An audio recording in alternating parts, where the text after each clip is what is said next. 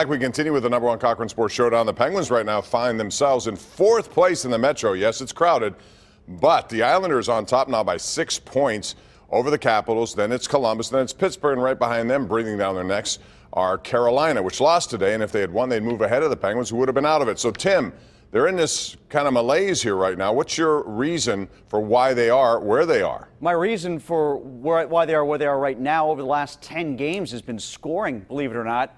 Not so much the case against Tampa, but prior to that, when they went in their 3-7 tank, they were averaging 2.6 goals per game. That's not enough for a team that allows 3.6 or 3.65, as was the case coming out of that game against Florida. They can't allow that many goals and not score to back them up. Without Gino, without Zach Aston-Reese, without Justin Schultz, and without some other guys like Patrick Hornquist slumping, for instance, they're just not scoring enough to make up for their defensive deficiencies.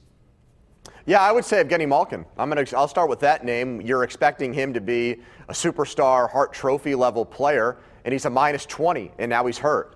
So when you expect a guy to produce like one of the best in hockey, and he's just been an average player, that's not going to cut it. I think they also have a stubbornness here. And I like Sullivan, but should Jack Johnson play every night? No. I think matchups should dictate when he's in the lineup, when he's not. He's terrible. Matt Cullen's the oldest guy in the league. He never gets a night in the press box. So he wouldn't play Sprong. He wouldn't give him a chance. The guy, I know he has not been great in Anaheim, Bob, but he's still on pace to score 30 goals if you project it. And a -50 or something. Okay, but the team stinks. Well, yeah, they are. Malkin's what, a -20-something? Yeah, so you project his goals out over an 82-game season. He's a 30-goal scorer.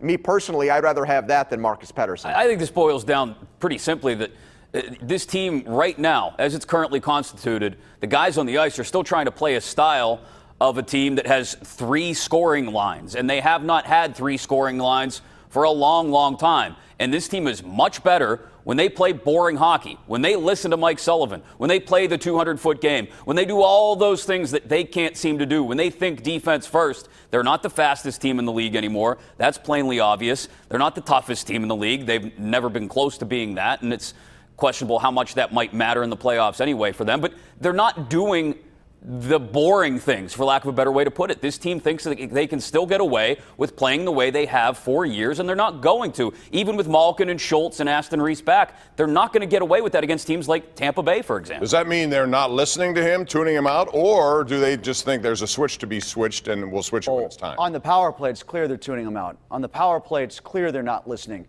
And I think you got that reaction from him when he was asked, basically, Mike, is there anything else that could be said about the power play? And he just said no. Now, I don't know how that changes when Malkin and Schultz are back, how they decide to arrange guys based on that. But yet another shorthanded goal. It's clear to me they're not listening there. You know what? I mean, if that's true, Tim, if that kind of thing was happening to the Steelers, you know how much Ben Roethlisberger would be getting buried for that, or any team leader in that locker room? I love Crosby. But, I mean, to me, he might not be the quarterback power play, but he's their best player. And it's confounding to me that they're so undisciplined. They've given up the most shorthanded goals in the league. At what point do you say, yeah, the coach, it's his job to get the message through, but, like, I thought this team had leaders and guys that wanted, now that we're into February. What would you have Sid do, though? Other than work harder than anybody else on the team and bust his rear end harder than anybody else on the team. Sometimes you got to do more than lead by example, right? Well, it might be more on Sullivan, who had the reputation of finally being a coach that was going to lay into the star players, and he did that when he first got here. And I don't know if he's so used to coaching them now that doesn't work anymore, and we're having a Terrian effect. But yeah, as frustrated as he is publicly, that frustration is not manifesting in the players listening better. All right, let's talk about now the situation with trade deadlines coming up. And we also have Jim Rutherford, who's not stood pat. I think 25% of guys on this team weren't on this team last year. He's made trades already. You guys have talked a lot about them.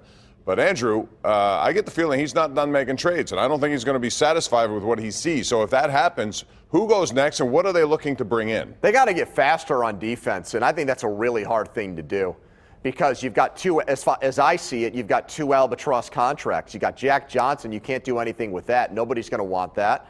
And Ole Mata, maybe you could pawn him off on somebody, but I don't think you're going to flip him for a faster defenseman in a 1-for-1 trade. So that's where I'd start. When they won that Stanley Cup back in 15-16, I think they were faster than people, but it started on defense with guys like Trevor Daley, and I just don't see that. They need to get, I think, that type of puck-moving defenseman. Schultz will help, but he won't be the complete solution. I'll be happy to see Justin Schultz come back, but I'll also be happy if Jim Rutherford doesn't do anything else before the deadline, because over the course of the last 13 months, what he's done is give up 4 draft picks, Ian Cole and Ryan Reeves, for essentially Jared McCann and Nick Bjugstad. I mean, that's what he's done. He's given up basically a draft's worth of picks or something just shy of that and 2 players for 2 other players.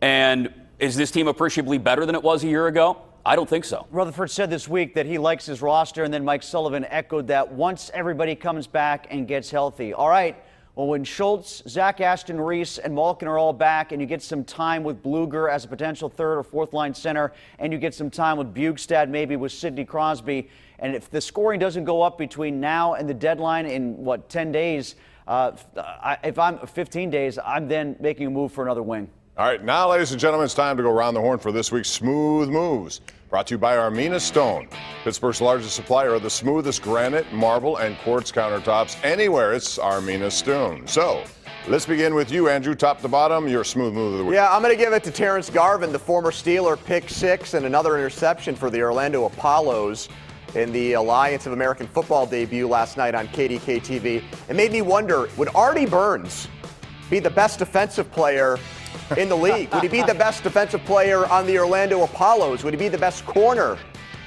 Probably not. How about the kicker from San Diego who drilled a 46-yarder from what would have been good, like 66?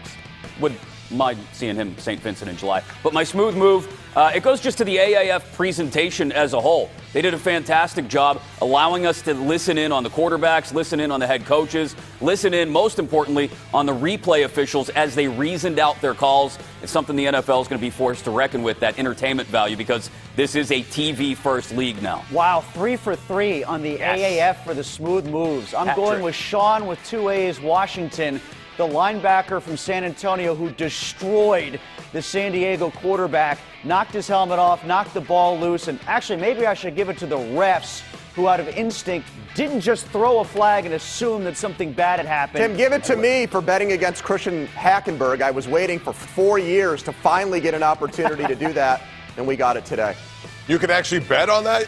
I haven't seen anything. Oh, yeah. All of a sudden, Bob's yeah. interested. All of a sudden, Bob's interested. Wow, that's something you considered. Okay, those are the smooth moves brought to you by Armina Stone. They feature Pittsburgh's largest indoor stone gallery of granite and marble countertops imported from all over the world to give you the smoothest countertops in the area. Score a touchdown right now with new granite countertops from Armina Stone. How do you feel about the designated hitter? That's next.